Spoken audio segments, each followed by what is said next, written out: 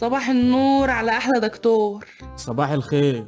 بص يا دكتور، انا عايزه اخس وجربت كل الوصفات السريه واللي مش سريه، وزي ما انت شايف عامله شبه السيد قشطه. ايه ده؟ الصوت ده مش غريب عليا. لا يا دكتور، انا مش عفاف. ايوه صح كده، عفاف بتاعت حباية الريفو. ما خلص يا دكتور، خلي قلبك ابيض. انا غلطانه اني بحكي لك اللي حصل عشان ما تدينيش علاج غلط. يا سلام، وهي حباية الريفو هتعمل ايه يا عفاف؟ هتسد نفسك عن الاكل مثلا؟ يمكن، ليه لا. يا ريت يا عفاف تسد نفسك عن الاكل. بص بقى يا عفاف، من غير رغي ولف ودوران كتير، قولي عايزة ايه؟ عايزه اخس. بس كده سهلة، هتعملي دايت. لا يا دكتور، انا بحب الاكل قوي قوي. عايزه افضل اكل واخس ان شاء الله، حتى ابقى زي ياسمين صبري. نعم يما، ياسمين صبري؟ لا، هو انا شايف ان انت تدي على ياسمين عز احسن. ماشي يا دكتور. عندي دكتور صاحبي على اول الشارع بتاع سمنة ونحافة، روحي له وقولي له عايز ابقى زي ياسمين صبري وهو هيتصرف. لا يا دكتور، اتفقنا، ياسمين عز بقى.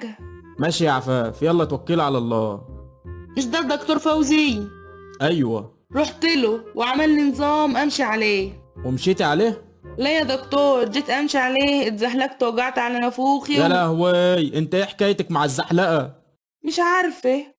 المهم يا دكتور، خالتي ام امي خالتك ام امك؟ دي تيجي ازاي دي؟ كانت دايما صحتها حلوه وتاكل مهما تاكل ولا بيبان عليها. اني يا دكتور لو شميت ريحه محشي ورق العنب اتخن. الله يسامحك، جريتي ريقي. انت ممكن تاكلي 5 صابع بس بالكتير. 5 صوابع ايه يا دكتور؟ ده اني بسخن زوري بنص حله محشي.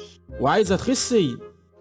وما تقوليش بطلي اكل كتير، اتصرف يا دكتور. اتصرف اعمل ايه يعني؟ ده انت كده عايزة ساحر يا عفاف. وحياتك عندي رحت لساحر ما عملش حاجه. وبعدين؟ بنت عمة خالة ابوي دلتني على الشيخ ابو حديده، قلت له عايزه اخس وابقى زي ياسمين صبري، قال لي لازم تجيبي قطر منها. قطرها ليه؟ هيعمل لها عمل؟ لا يا دكتور، الشيخ ابو حديده مش بتاع اعمال. امال بيعمل ايه؟ بيوفق بين العفاريت في الحلال. يا عفاف ابوس ايدك انجزي. وعايز كمان من عند العطار ب10 جنيه رجل العفريت، وبطة بلدي فيها عرق انجليزي، وفرخة بتكاكي. ومش عايز معزة بتمقمق؟ لا يا دكتور، عايز وزة بنت بنوت. بنت بنوت؟ يكونش عنده ذكر وز وعايز له عروسة؟ لا، أدلي الأسياد. يعني بيعمل اعمال؟ أمال يعني هيكون بيعمل شاي؟ انت بتهزري يا عفاف؟ وجبت شعرايه من ياسمين صبري؟ أنا جايلك في السكة أهو. عندي ابن خال بنت عمة أبوي شغال في كوافير حريمي في الإذاعة والتلفزيون. ومين بقى بتروح عنده؟ مين؟ ويزو؟ لا يا دكتور، ياسمين صبري. وخليته جاب لي خصلة من شعرها، وحضرت باقي الطلبات وطلعت على الشيخ ابو حديدي. وبعدين اداني حجاب وقال لي بالله واشربي ميته. وعملت ايه؟ بليت وشربت ميته. واديك شايف بقيت سمباتيك، بس عايزه اخس كمان شويه. بص يا عفاف، انت تاخدي ابلكس. مش ده بتاع لو راجل كل؟ ايوه.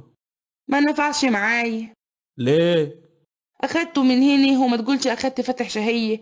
كل شويه اعدي من جنب التلاجة اكل. كده يبقى تجربي الكركمين. تروحي لاي عطار وهاتيه من عنده. وهخس يا دكتور وهبقى زي ياسمين صبري. قولي يا رب، بس تمشي عليه مش اقل من 20 سنة، ويبقى تعالي تف على وشي لو خسيتي. ليه بس يا دكتور؟ اخدعك؟ لا. اغشك؟ لا. طب يلا بقى، عشان التموين بيلف وكل الادوية اللي هنا منتهية الصلاحية. يا لهوي، معيش بطاقة. طب يلا يا عفاف، امشي لياخدوكي تحر. ماشي يا اخوي، هجرب الكرومين ده واجيلك.